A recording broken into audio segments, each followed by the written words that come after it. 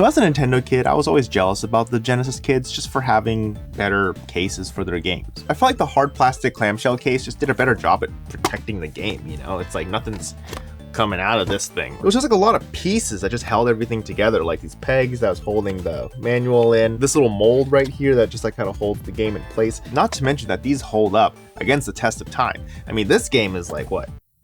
This game is 31 years old? That's crazy. But yeah, I mean, like the case just holds up. Like there's no cracks in it or anything. As opposed to a box like this, which is comparable in age, but as you can see, it's kind of coming apart. Anyway, for this series of videos, I'm going to rank each case based off of 3 categories. First up, we got protectiveness, like how well does the case protect the game? And secondly, we have aesthetics, like how good does the case look, either just by itself or in a group? And lastly, utility, like how much does the case do for you? How much stuff does it hold? Does it get in the way of your gaming experience? I don't know. But that being said, this is just my own system of ranking, right? It's like, this is not a standard by any means. So it's purely just my opinion, take it or leave it. And for the scores, I'm just gonna give it a 0 to 3 ranking, just to keep it easy for me. Anyway, Genesis case, in terms of protectiveness, I'm gonna give it a 3. Like I said earlier, it just does a really good job of protecting the game. This game has been around for 31 years and it's in pretty good condition, all things considered. Aesthetics wise though, that's straight up a 0. I don't know if you've ever seen